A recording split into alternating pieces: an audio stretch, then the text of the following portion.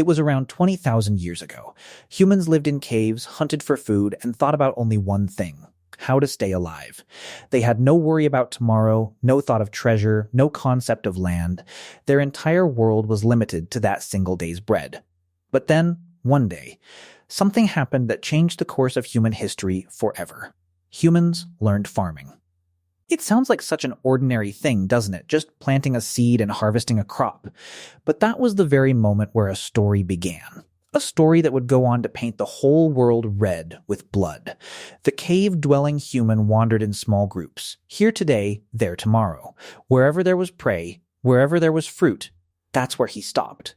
He had no house, no storehouse, no property. And this is the secret that most people don't understand.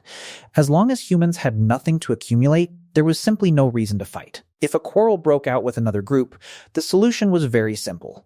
Pick up your few belongings and move to another valley. There was no point in shedding blood. Rather than losing your life fighting, it was better to find a new place. That's why the longest stretch of human history, millions of years, was an era in which large-scale wars were almost non-existent. It's astonishing, but true. Humans were not born bloodthirsty. When humans learned farming, for the first time they settled in one place. They built mud houses, planted seeds, raised animals. Now they no longer had to wander through forest after forest in search of food. This was the most prosperous turning point in human life. But hidden within that very prosperity was a danger. For the first time, humans possessed something that could be taken. Think about it: a storehouse full of grain, a herd of animals, a fertile field. All these things existed in one place, and anyone could come and carry them off. One tribe would work hard all year, plowing the fields in the sun, watering them, protecting the harvest. And the neighboring tribe, whose crop had failed for some reason, would be starving to death. Now that starving tribe faced two choices: either quietly die of hunger or loot the neighbor's full storehouse. Humans chose the second path. And just like that, the first seed of war was sown. Hunger, greed, and power, this game slowly began turning into something new. Something that had a name: war. When humans learned to store grain, two kinds of people appeared in the world. One kind grew food through hard work. The other kind found it easier to simply take the finished goods. And this is the point where everything changed. Because the looter quickly understood one thing. Instead of sweating in the fields all year long, it was far easier to make off with someone else's labor. In a single night, months of hard-earned grain could be carried away. And when this started happening, the grower had to think too. He had to protect his harvest, his animals, his land. He was no longer just a farmer. He had to become a guard. So on one side of the wall stood the attacker, and on the other side, the defender. Both were chasing the same thing: survival. One wanted to loot in order to live. The other wanted to protect in order to live. And when two humans come face to face over staying alive, blood is bound to be spilled. Many people believe that humans are warriors by birth, that inside us hides a wild beast that awakens the moment it gets a chance. But consider this: as long as humans had nothing to take, they remained peaceful. War was born only when resources began to accumulate, when the idea of ownership arrived, when the fear of losing something appeared. The meaning is clear. War was born of circumstances, not of nature. If humans truly had a thirst for blood in their veins, they would have fought always. But they fought only when a solid reason to fight appeared before them. And that is the greatest proof that war was not our nature. Scientists say that war was not an instinct, it was an invention. Just like fire and the wheel.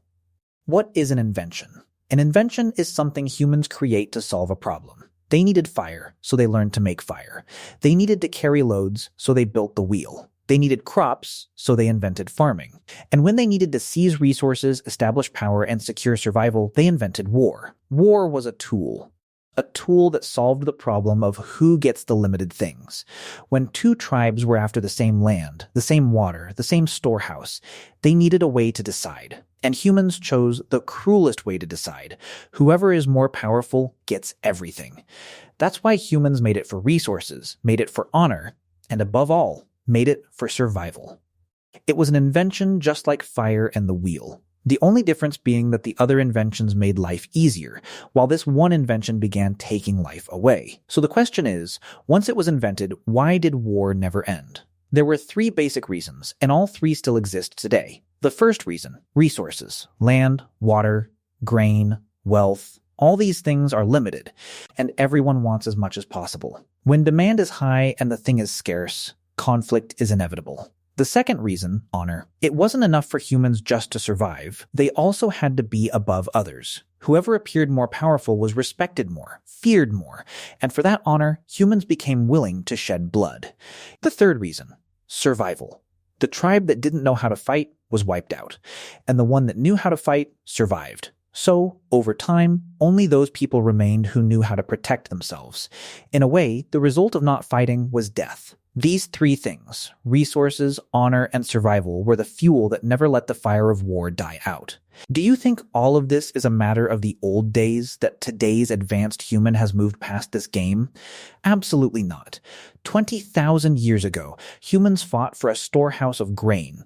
Today, they fight for oil, land, and wealth. Earlier, they picked up stones and spears. Today, they pick up missiles and gunpowder. The purpose is still the same three: resources, honor, and survival. The face has changed, the weapons have changed, the battlefields have changed. But the soul of this invention is still the same as it was that day when a starving tribe first looted its neighbor's storehouse. Humans progressed in everything. They made their lives easier, wiped out diseases, shrank distances. But this one invention, they could never let go of. So at the end of this whole story, only one question remains. If war was not human nature, only an invention created by circumstances, then can humans undo it too?